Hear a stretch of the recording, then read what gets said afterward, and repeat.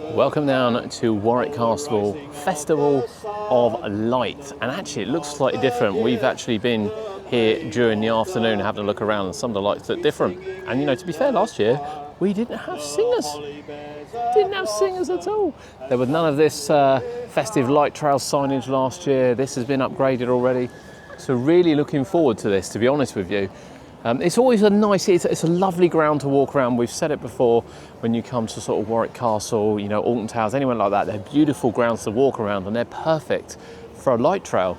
So join us. I know not everyone likes them, but it's Christmas, so enjoy the festive light trail. We've got some spotlights hanging over the castle. And we will make our way over there. So this is sort of the end of the trail. Then this is to start walking through here. It's lovely, it really is. It's a nice cold night as well. It's about 7 degrees. Feels like a winter's night. We are looking for the 12 days of Christmas. Now, funny enough, we found number 12 is right outside the exit to the castle. We've said that already. However, it shows the trail which you take all the way around. So we'll head round the gardens here, down the bottom to sort of the River Avon, and then across to the trebuchet before coming back up and around the castle area. It's quite a long part, and then somewhere around 6 as well, you do stop in the middle where there's food and there's drink and there's a chance to just relax. We relaxed last year and they had a show for The Greatest Showman, which was really, really cool to look at. But this is officially the start. You can spend as much time as you like walking around the gardens. You've got projections here, and all the hedges are done. You've got a beautiful tree in the middle before we head down. Now, I don't know whether, funny, last year's theme I think might have been sort of circus. There was a massive circus tent down there you walk through, where this year, even from a distance, it looks like London, which is quite coincidental because that's exactly what Longleat was. However, I'm in for it. I'm in for a change. It's nice when they mix it up and it's not all the same. Okay, I did not dream it. There is a horse there. Now, I'm not going to pose for a picture. But that's just Christmas horse? I don't know. What do we explain it as? That's a white Christmas horse.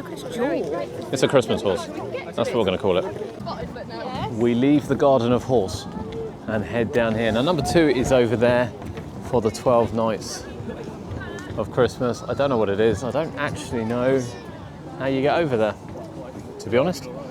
Now, the rainbow lights are definitely new this year. Over here, they did have music last year, and you can see that from the bottom, but I don't remember the rainbow tunnel as we went through. I mean, granted, it's red at the moment, but it's definitely changing. There we go, as we rainbow in the lights. We've got music playing in the background. Yeah, I don't believe this tunnel was here last year. I will say, even though they've got rubber on the floor, there's so much mud, I'm guessing from when it's rained, that I am sliding down here. I purposely avoided the ice skating at the entrance, and yet feel that somehow I've got it for free. So we've got a lot of rings across here. You've got some smoke and you've got the rings above as we head round. As we said, the castle looks beautiful at night. The ground, you see the trebuchet in the background there. It's just a different setting. It's the reason why we went to Guildford Castle, is just to have a different setting rather than just rocking up in a field and seeing some lights. Whilst they're all right, it's nice to just have a different background, different backdrop to it. Here we go, looking down the bottom there, look at that. So this was kind of arranged into a big top tent last year. These are clearly the same lights, they've just been split up, probably because they've got Tower Bridge down the bottom. But it does look stunning, it does. And there's more here to the left as well. Last year we had quite a lot of upbeat music here, and the lights were going to the music. I'm not 100% sure they're going to the music. I wouldn't necessarily call this that upbeat either, but it does look brilliant. It's a wonderful backdrop, this.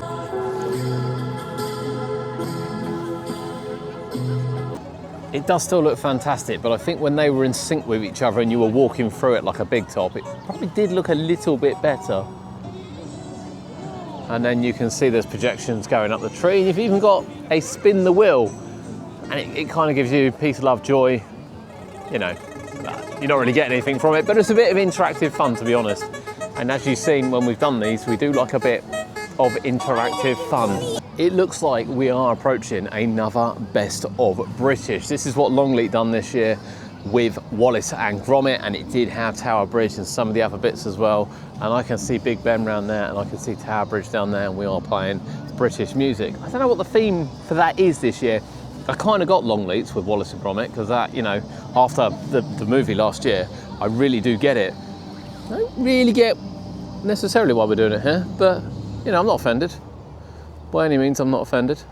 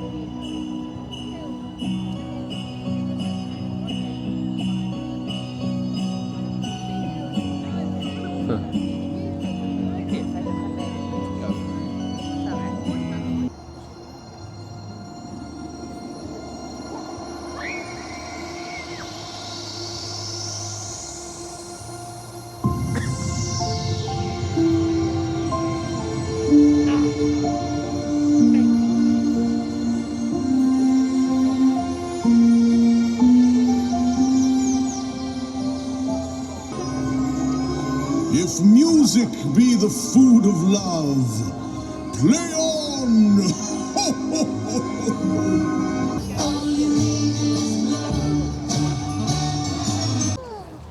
There's some clips from the light show which they put on.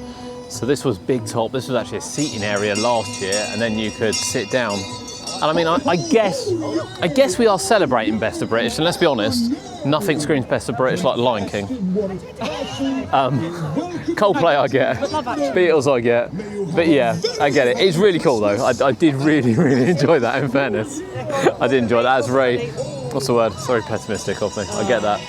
We look across the lake to the wonderful sort of boathouse. It is actually a little bit flooded down there. However, over here, look, we have Pop Voices, the choir. So this area was very much back down there where we saw the light show for the London, and it's now moved up opposite the lake. That is really cool. That's really nice.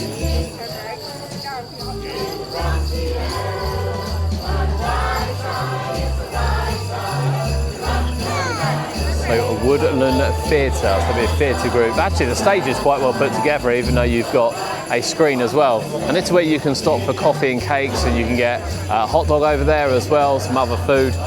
Nice relaxing sort of area.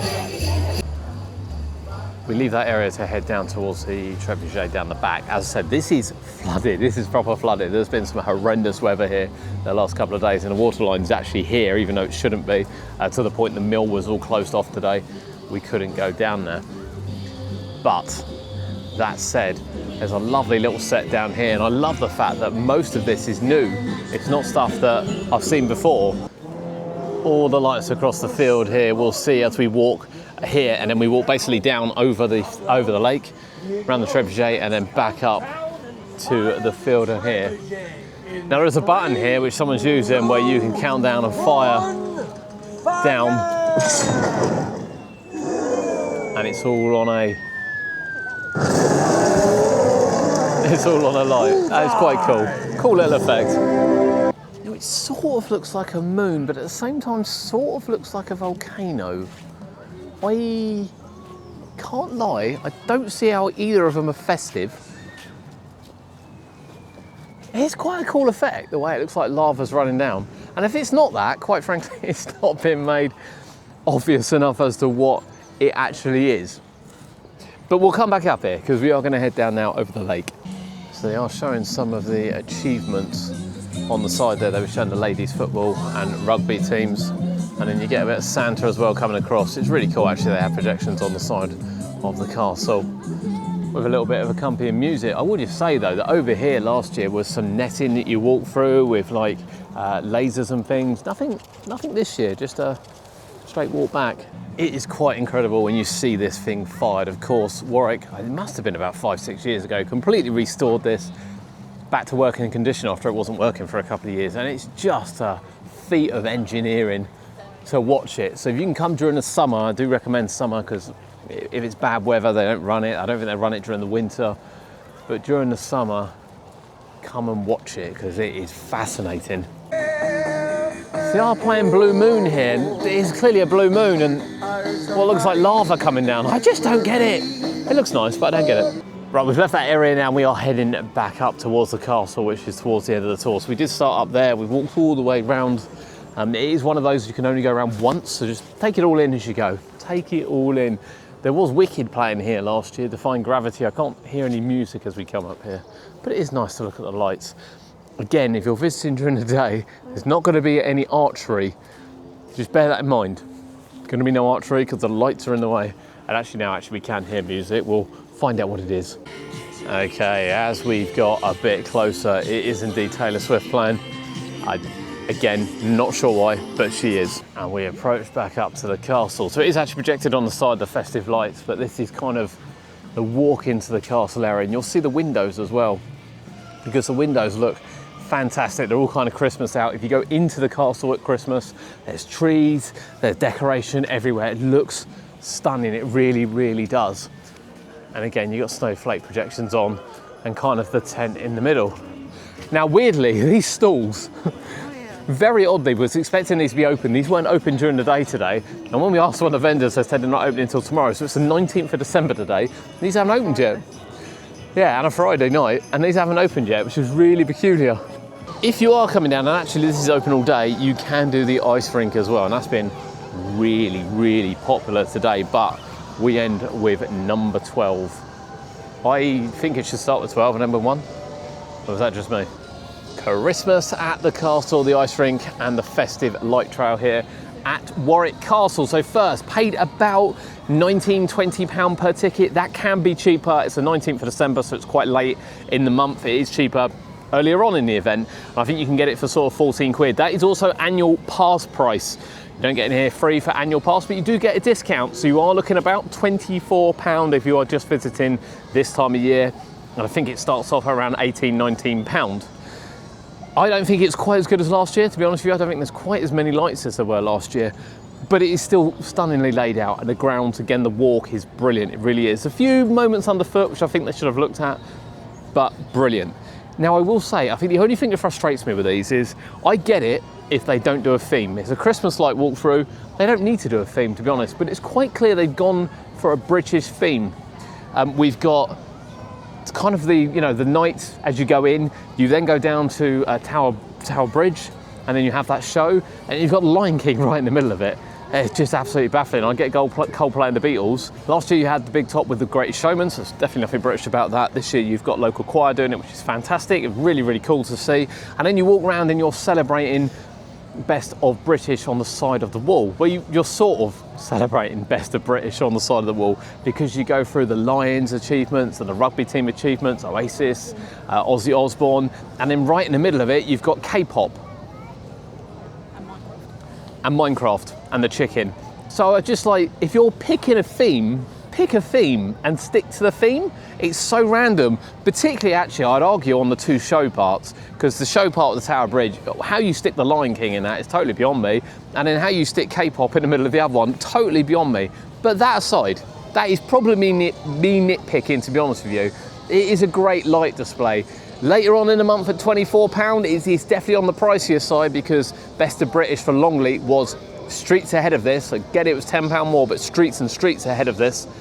Whereas earlier on in the event at £14, I think it's an absolute bargain for annual pass, £15–16 for normal. So Warwick Castle, probably make a little bit of a day of it early afternoon if you can get into the castle as well. You get discounted tickets on that and you can see everything. Everything was open in the castle today, which is the first time we've seen in a long time.